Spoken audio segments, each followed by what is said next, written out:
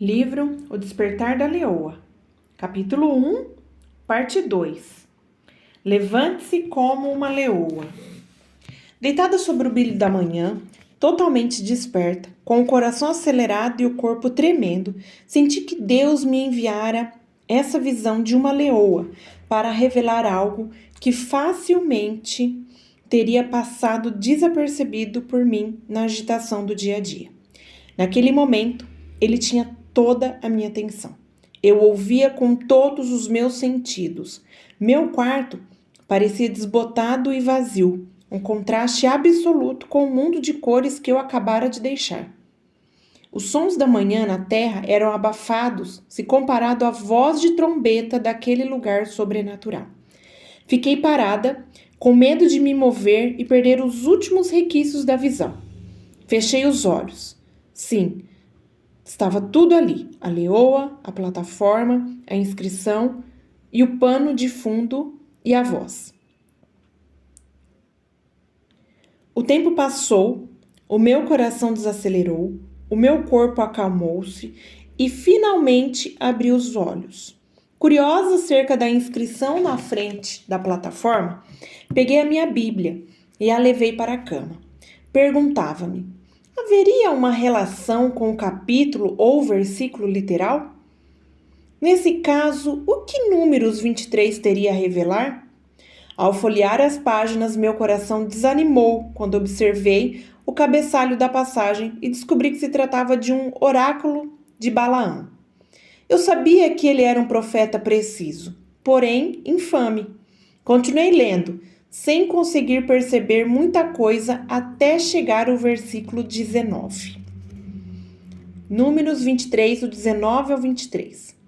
Deus não é homem para que minta, nem filho de homem para que se arrependa. Porventura, tendo ele prometido, não o fará? Ou, tendo ele falado, não o cumprirá? Eis que para abençoar recebi ordem. Ele abençoou, não o posso revogar. Não viu iniquidade em Jacó, nem contemplou desventura em Israel. O Senhor, seu Deus, está com ele. No meio dele se ouvem aclamações ao seu rei. Deus os tirou do Egito. As forças deles são como as do boi selvagem. Pois contra Jacó não vale encantamento, nem adivinhação contra Israel. Agora se poderá dizer de Jacó e de Israel: que coisas tem feito Deus. Essas palavras contêm muitas evidências sobre a fidelidade de Deus. Suas promessas são seguras e certas, e suas bênçãos são irreversíveis. Por causa da fidelidade de Deus, Israel teve um futuro seguro e livre dos efeitos corrompidos e distorcidos da feitiçaria ou das maldições. Tudo isso era tranquilizador, mas o versículo seguinte foi fascinante. Números 23, 24. Eis que o povo se levanta como leoa e se ergue como leão.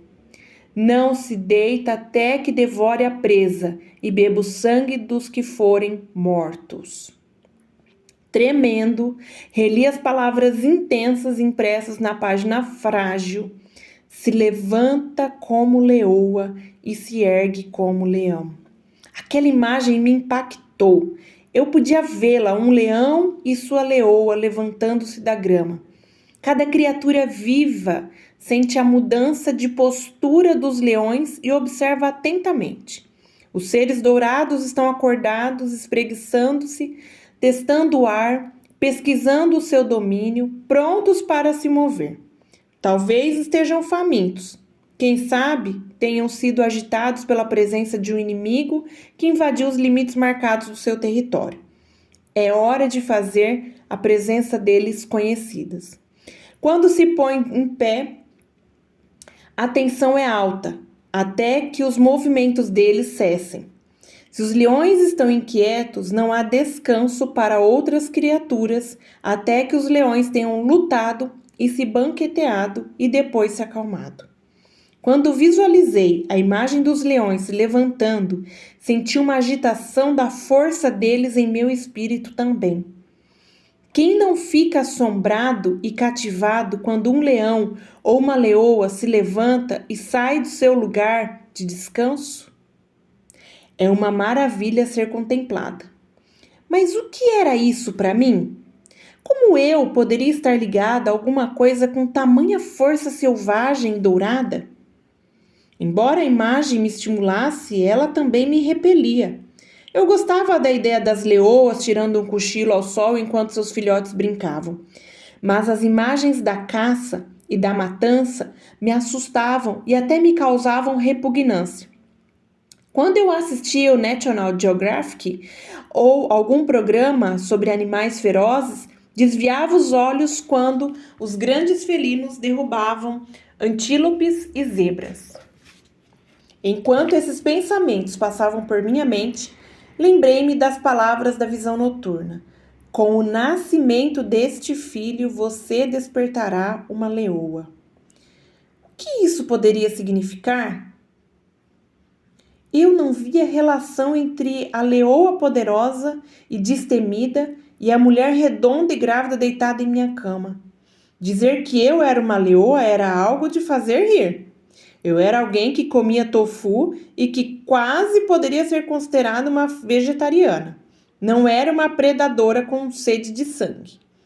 Eu ficava aterrorizada com quase tudo que estava fora do meu controle e me sentia intimidada pela maioria das pessoas que conhecia. Considerava as mulheres fortes e dominadoras especialmente assustadoras. Minha gravidez havia sido uma espécie de prorrogação.